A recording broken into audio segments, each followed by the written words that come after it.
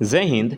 आज 2 तारीख है और आप जो लोग भी यूपी टेट का एग्ज़ाम दे के आए हैं या जो देने वाले हैं उन सभी के लिए वीडियो आज का बेहद खास है। इसमें हम यूपी टेट के पेपर 2 एसएसटी का जो भाग है उसको सॉल्व करने वाले हैं, उसको समझने वाले हैं कि किस तरह का प्रश्न था और क्या उसका सही उत्तर होगा। अभी मैं स्कूल से आया तो किसी भाई के द्वारा ये भेजा गया था पेपर आपका। आइए हम सॉल्व करते हैं और शुरू करते हैं।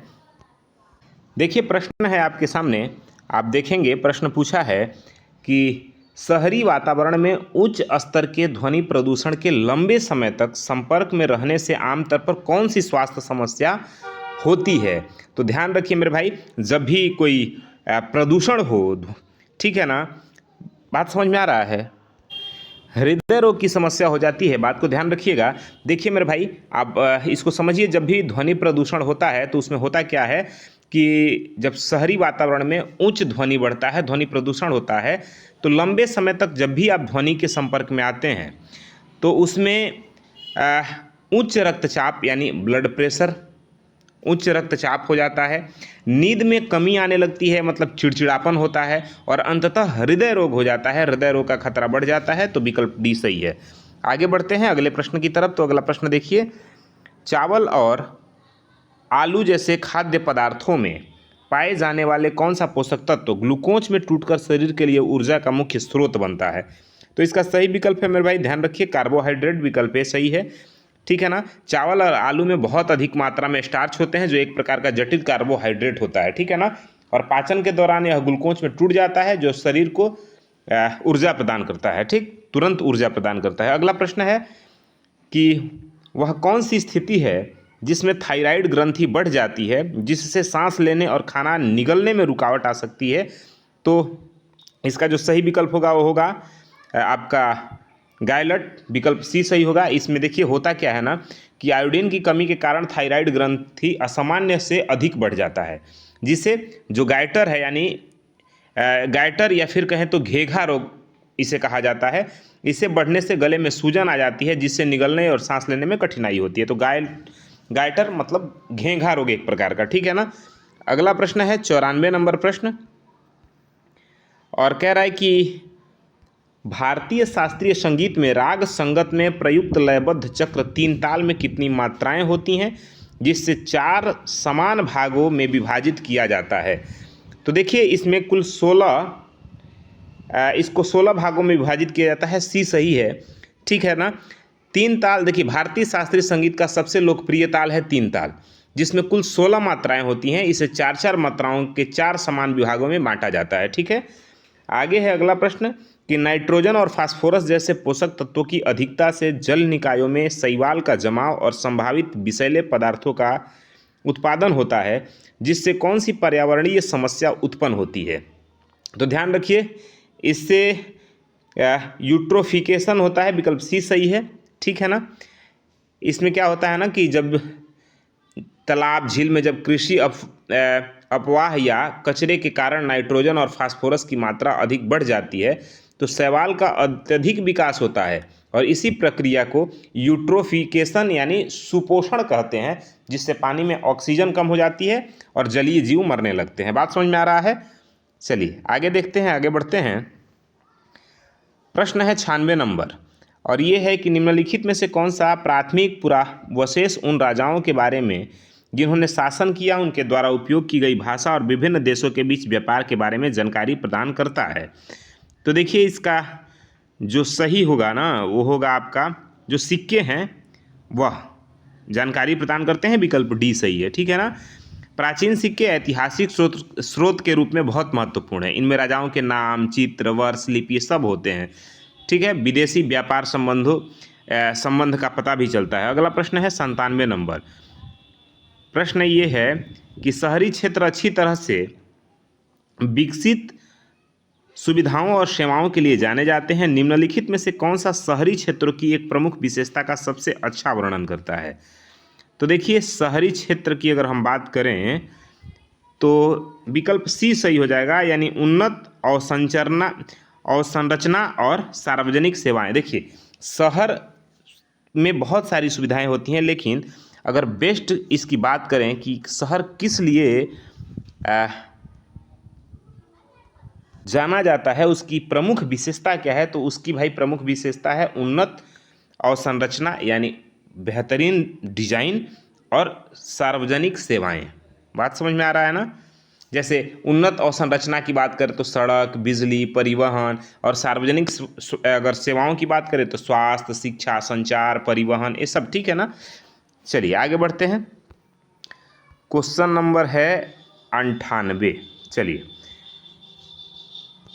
बताइए कि सिंक होल और भूमिगत गुफाएं किस प्रकार की भू आकृतियों के विशिष्ट उदाहरण हैं? तो यह है मेरे भाई काष्ठ भू आकृतियां। विकल्प ठीक है, ध्यान रखिएगा। आगे बढ़ते हैं। क्वेश्चन नंबर 99 है कि भारतीय संविधान के आर्टिकल 19(a) के तहत भाषण और अभिव्यक्ति की स्वतंत्रता की विशेष रूप से रक्षा करने वाला कौन सा मौलिक अधिकार दर्ज किया गया है? तो है स्वतंत्रता का अधिकार। विकल्प ए बिल्कुल ठीक है। आगे बढ़िए। तो प्रश्न है 100 नंबर कि यदि अक्षांश रेखाओं को 1 डिग्री के अंतराल पर खींचा जाए तो दोनों गोलार्धों में भूमध्य रेखा सहित लेकिन ध्रुवों को छोड़कर अक्षांश रेखाओं वृत्तों के रूप में खींची गई की कुल संख्या कितनी होगी? तो देखिए मेरे भाई, इसका जो सही जवाब होगा वो होगा 179 डिग्री। ठीक है ना? सॉरी, 179 होगी। देखिए 1 डिग्री के अंतराल पर उत्तरी गोलार्ध में 89 रेखाएं। ठीक है ना? जो 90 रेखा है वो ध्रुव का एक बिंदु है, वृत्त नहीं है, ये आपको ध्यान रखना है। और दक्षिणी गोलार्ध में भी 89 रेखाएं, और इसमें एक भूमध्य रेखा, इक्वेटर को जोड़ने पर कुल संख्या हो जाता है 89 + 89 + 1, मतलब 179।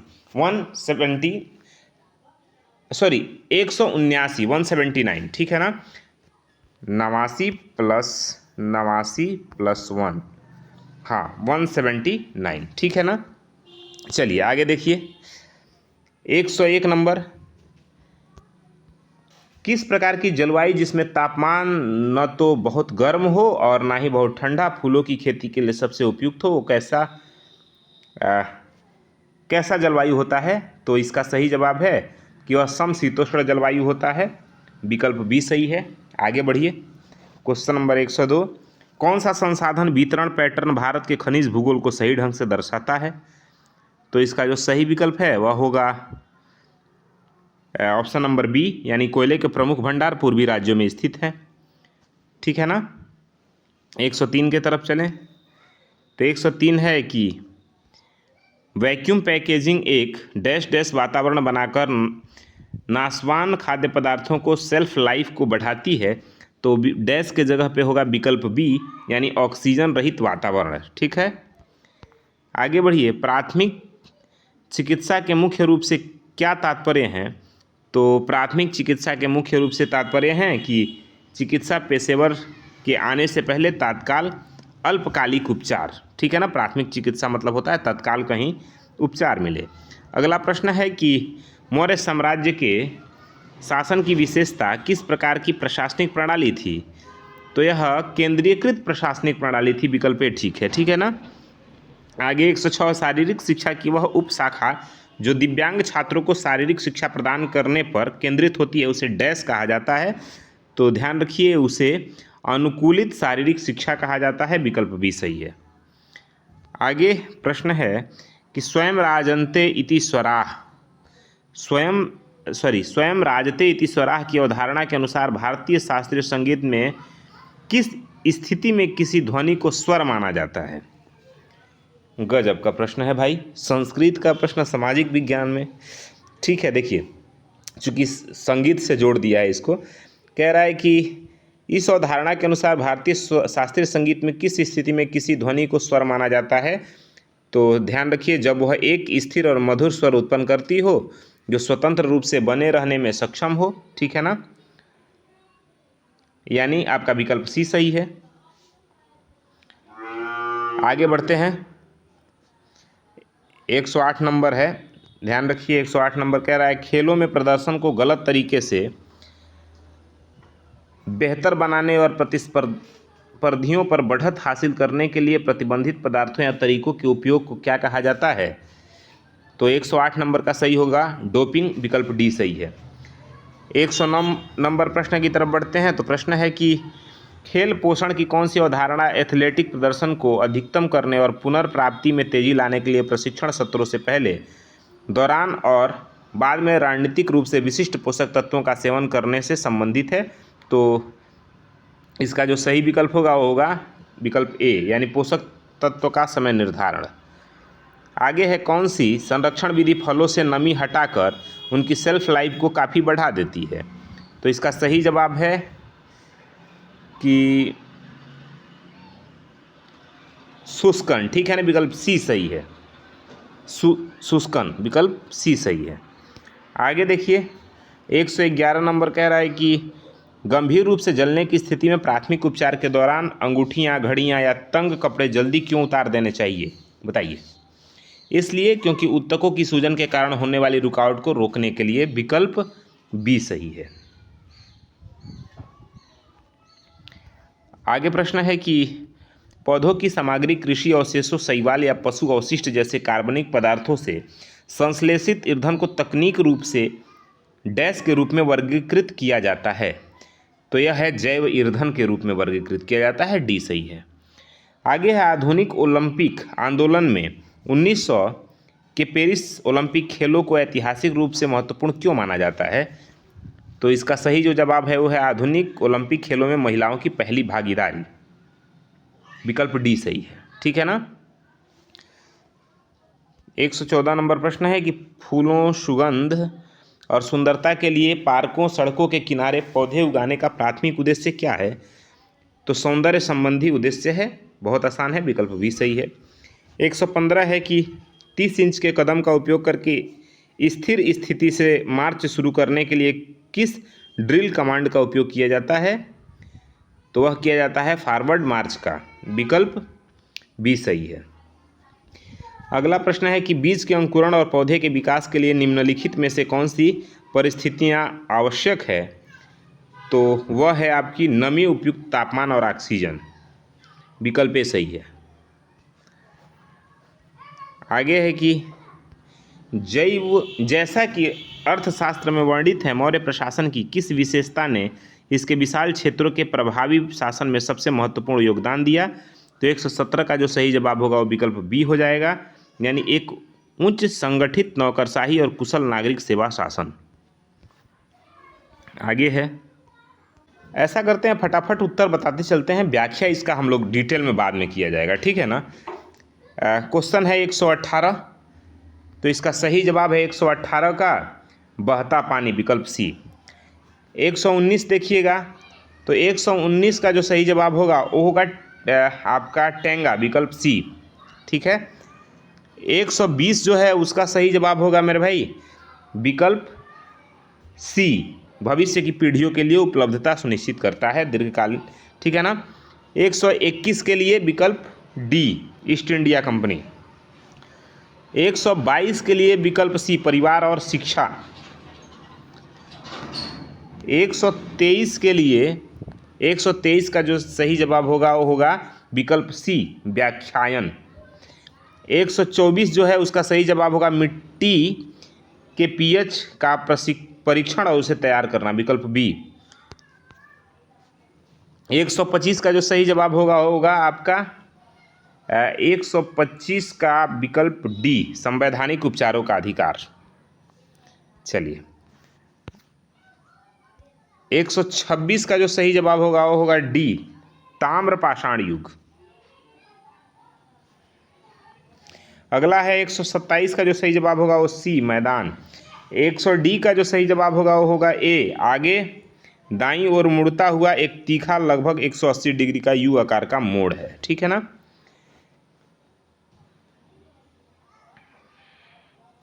128 के बाद हम चलते हैं 129, तो 129 का जो सही जवाब होगा वो होगा विकल्प ए, मांसपेशियों में रक्त और ऑक्सीजन का प्रवाह। 130 का सही जवाब होगा वो हो जाएगा आपका विकल्प बी,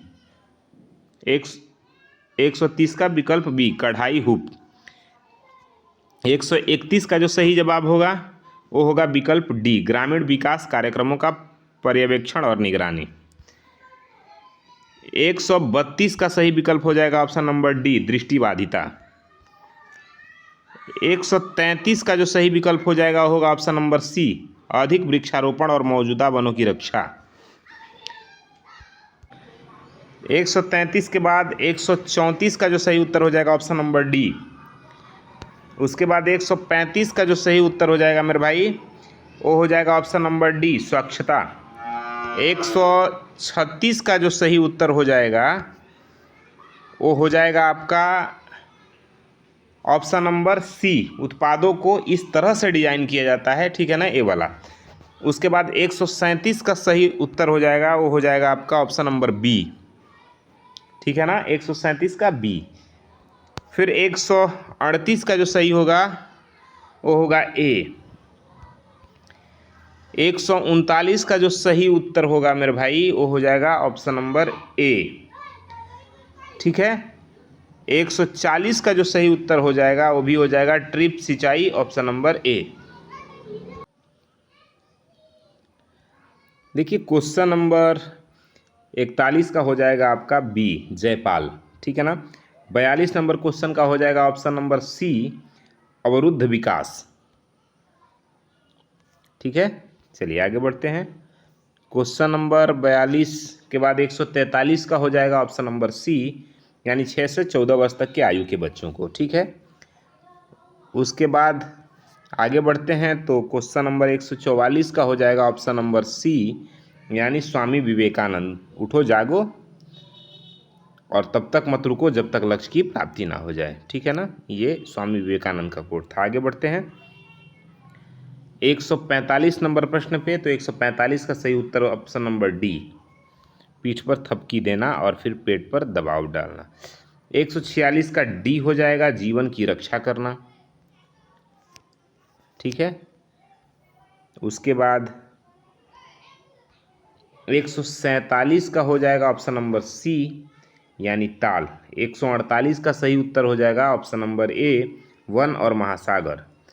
149 का सही उत्तर हो जाएगा ऑप्शन नंबर बी, यानी पाद। और 150 का जो सही उत्तर हो जाएगा वो हो जाएगा आपका ऑप्शन नंबर बी, लद्दाख। ये आपके सही उत्तर हैं। अगर आप कहेंगे तो इसका हम विश्लेषण कर लेंगे, विस्तृत व्याख्यात्मक हल सभी महत्वपूर्ण फैक्ट के साथ कर लेंगे। बाकी ये मिलाइए और बताइए कितना क्वेश्चन आपका सही है एसएसटी में। जय हिंद।